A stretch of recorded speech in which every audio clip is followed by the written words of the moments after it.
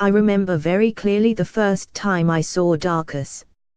He was standing in the Old Bailey representing himself during the Mangrove 9 trial in 1971, at which a group of black activists faced charges including inciting a riot over police targeting of the Mangrove restaurant in Notting Hill, West London.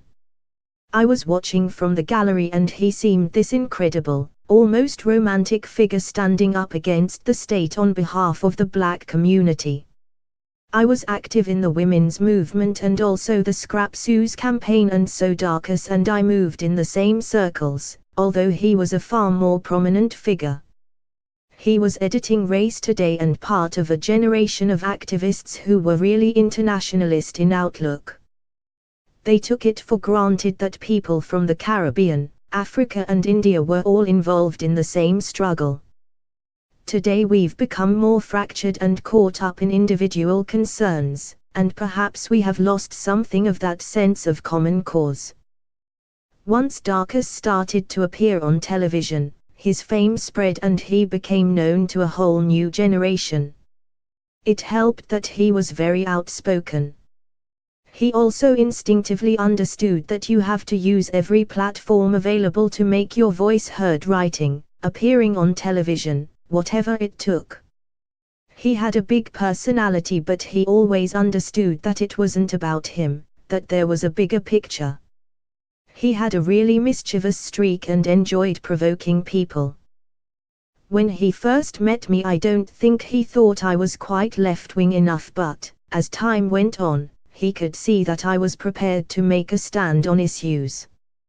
He was a good person to have on your side because he wasn't afraid to say what needed to be said, stand up for himself and the community, and slap people down if necessary.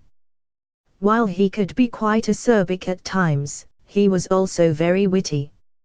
After I became an MP, I got to know him well and would take him to lunch at the House of Commons. He was a very social man and he used to love talking to whoever was around. We'd sit and talk about politics and he would stress how important it still was to keep speaking out for people who didn't have a voice. He never lost his passion and his belief in the need for change. The more time I spent with him, the more I realized that the public image of Darcus as this controversial person with opinions on everything wasn't the whole picture. I think of him instead as a public intellectual, someone who could take ideas and political analysis and disseminate them to a wide audience. He was very smart, very funny, an absolutely brilliant man. Yes, he sometimes made people feel uncomfortable, but you need outriders like Darcus, people who are prepared to speak truth to power and stand up for what they believe in. There will always be pushback when you speak out, Darcus knew that and I've learned it too. But there is also hope. I think there's a definite through line from Darcus to the younger generation of writers such as Edo Lodge. They may be online more than they are on the streets, but they are still speaking out and making their voices heard in the way that Darcus did.